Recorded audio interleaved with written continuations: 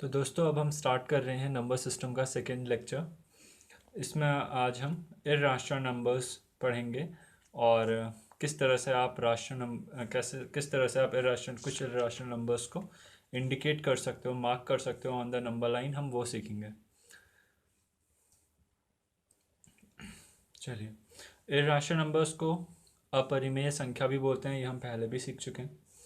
फिर irrational number होते क्या हैं? The numbers which can not be written in the form P by Q where Q is not equal to zero. जिन numbers को आप P by Q के form में नहीं लिख सकते, जहाँ पे पी और क्यू दोनों इंटीजर्स हों और क्यू ज़ीरो ना हो, ठीक है, which can not be written in P by Q form where Q is not equal to zero are called irrational numbers. अब इर्राशनल नंबर्स के कुछ एग्जाम्पल्स हैं, जैसे root 2, root 3, root 15, pi, and this 0.1011011110111110 and so on. तो these are some of the examples of irrational numbers। मैं आपको बताऊंगा कि irrational numbers की पहचान कैसे होती है, आप कैसे पहचानोगे कि कोई नंबर irrational है कि नहीं है। यहाँ पे आप एक बात याद रखनी है कि पाई जो होता है वो एक irrational नंबर होता है, ये आपको याद रखना है। क्यों होता है ये हम अभी बाद में आपको बताएंगे। आगे पढ़ते हैं। Will study more on irrational numbers later. हम इस इर्राशनल नंबर को, और अभी बस इंट्रोडक्शन था, अभी मैं आपको इसके बारे में और बताऊंगा। चलिए, तब तक रियल नंबर्स फिर से पढ़ते हैं। रियल नंबर्स या वास्तविक संख्या। तो रियल नंबर्स हमने पहले भी देखा था। रियल नंबर्स एक सबसे बड़ा बैग है ऑफ नंबर्स, जिसके अंदर आपके राशनल नंबर्स और इर्राशनल नंबर्स का सेट आता है।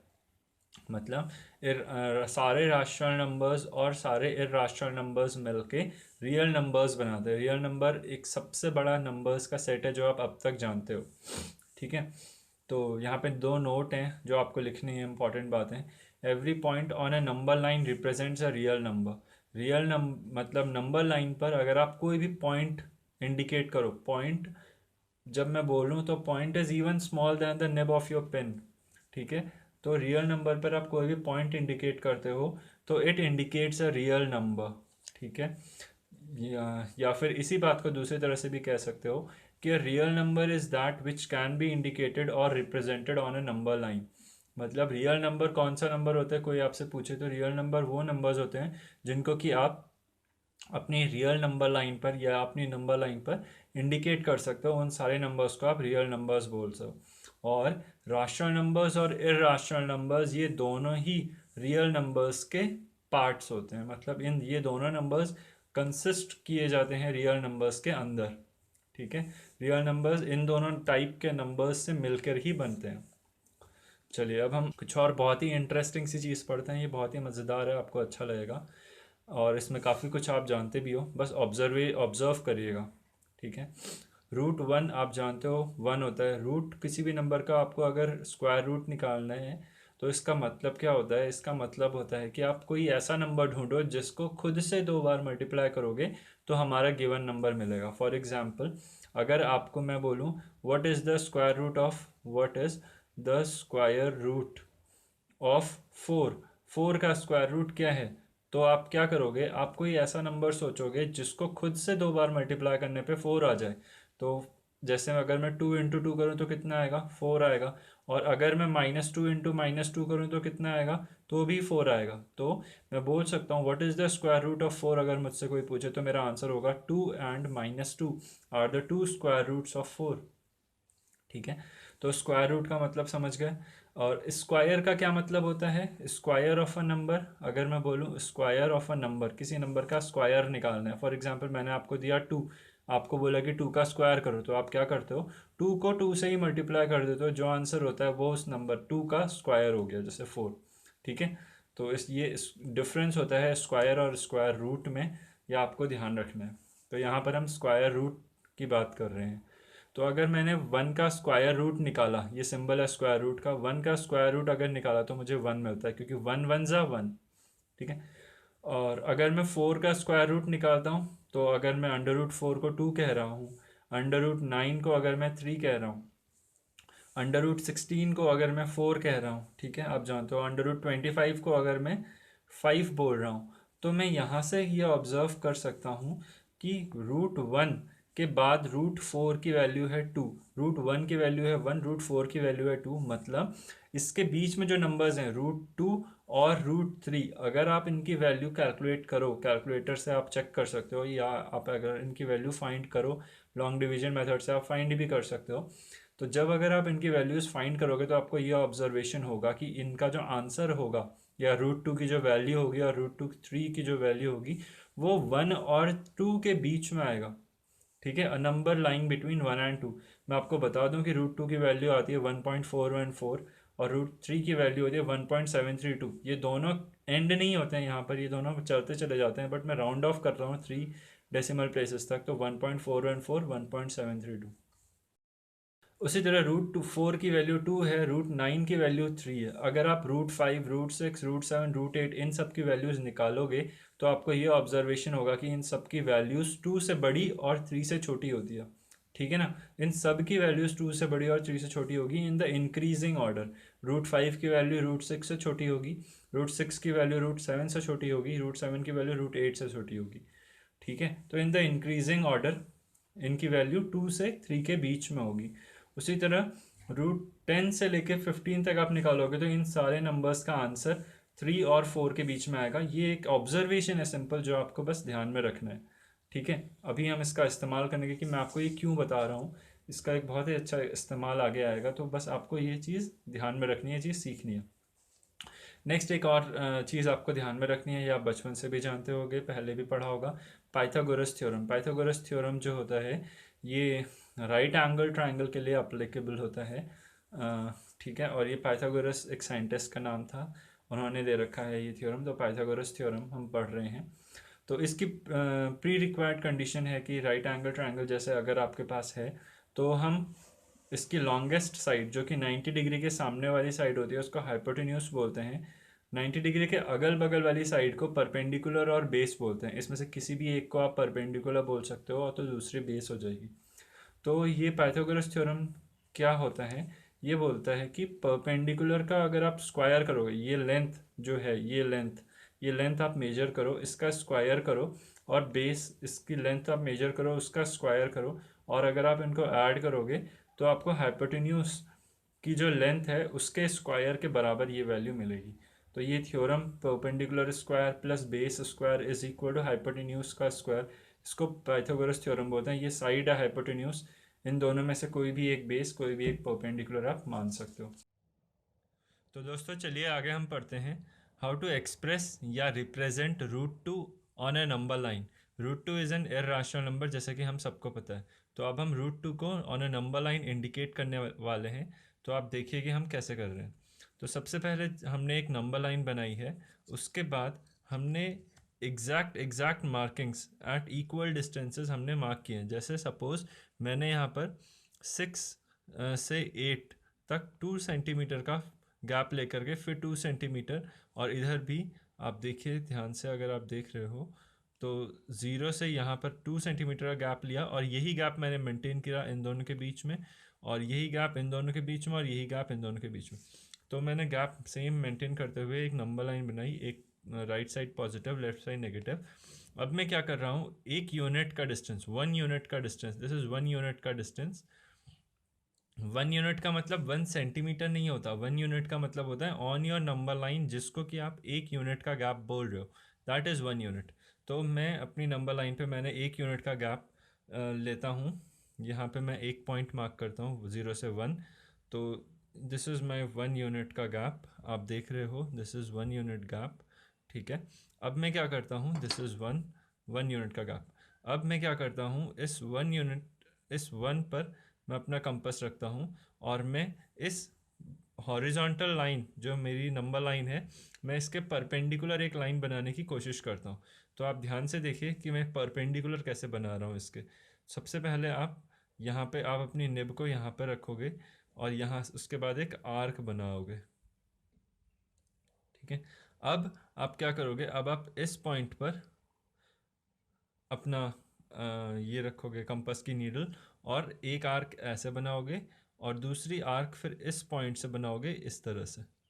ठीक है, उसी पर अब आप क्या करोगे, जहाँ पर ये दो कट्स पड़े, इस कट से आप एक आर्क बनाया आपने इस तरह से, और इस पॉइंट से, जो पॉइंट यहाँ पे मिला, इस पॉइंट से आप एक इस पॉइंट से आप एक आर्क और बनाओगे, और अब जो आपको पॉइंट मिला इसको अगर आप अपने इस पॉइंट से टच कराओगे जहाँ से आपने सबसे पहले आर्क बनाना शुरू किया था, तो ये आपको एक परपेंडिकुलर लाइन मिल जाएगी, परपेंडिकुलर टू योर बेस। ये जो बेस लाइन है इसके परपेंडिकुलर आपने एक लाइन बना लिया।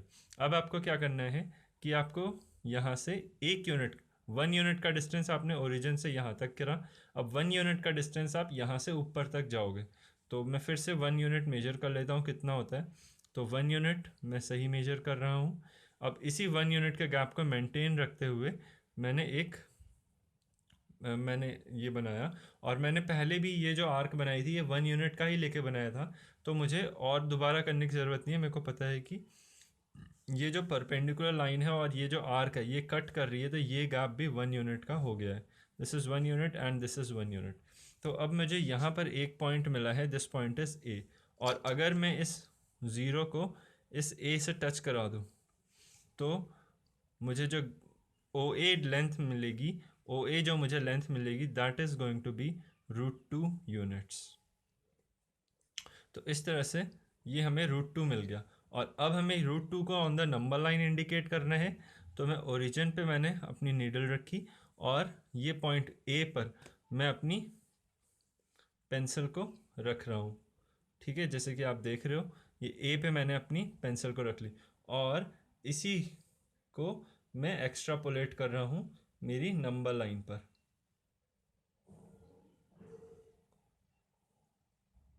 ठीक है, तो ये मैंने इसको अपनी नंबर लाइन पर इंडिकेट कर दिया।